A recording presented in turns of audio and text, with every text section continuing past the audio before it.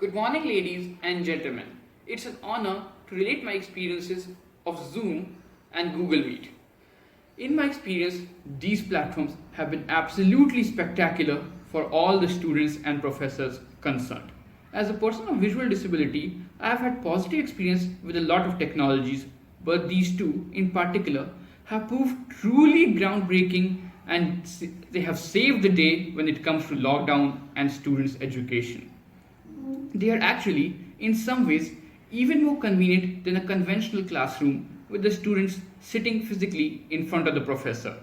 Not only can the professor communicate normally through audio, but if you don't want to interrupt the professor with a query, you can simply write down the query in chat box and the professor will simply read it and respond accordingly in the middle of the lecture. No disturbance to anyone involved whatsoever.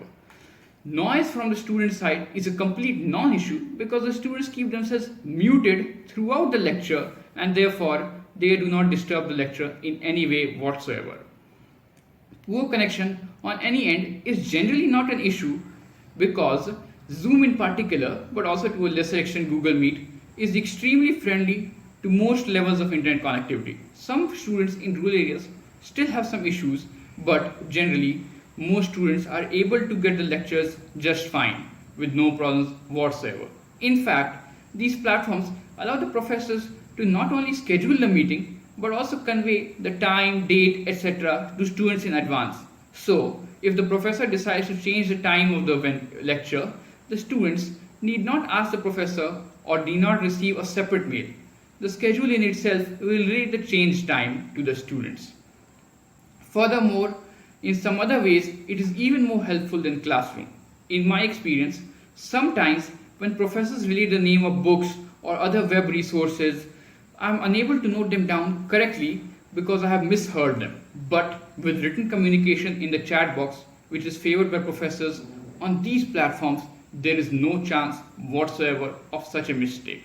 Moreover, professors on both these platforms can simply share files if they so wish, which is extremely convenient and saves the trouble of finding the resource. In addition, although I cannot speak to their other differences on the visual aspect, which I'm told by my classmates do exist, although I'm not aware of them. As a person of visual disability, I can't speak to that.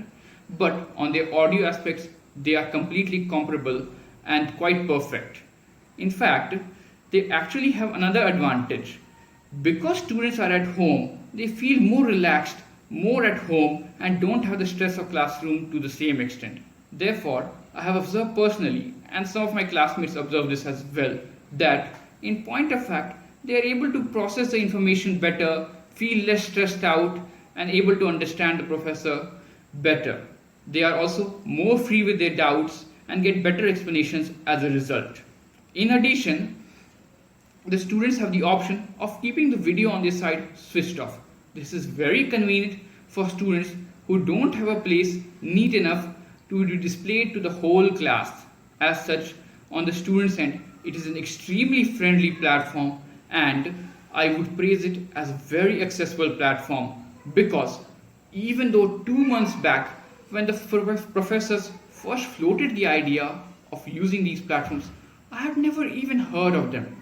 But within mere moments of learning of them and searching for them on Google, I was easily able to get a hang of how to use them, and from the very first class, I have had no problems whatsoever in using them. Moreover, even when students actively try to disrupt class by creating accounts that cannot be traced back and then playing loud music or whatever, professors are trivially able to shut them down by simply muting them. Moreover, the students themselves have generally shown an inclination not to indulge in any such behavior. In fact, only one such incident has ever happened and the professor did not face any such troubles in the future. So, on the whole, I would praise these platforms as a grand success and would in fact suggest that they are superior in many ways to conventional classrooms and their further use should be considered in the future even after the lockdown is over. Thank you very much.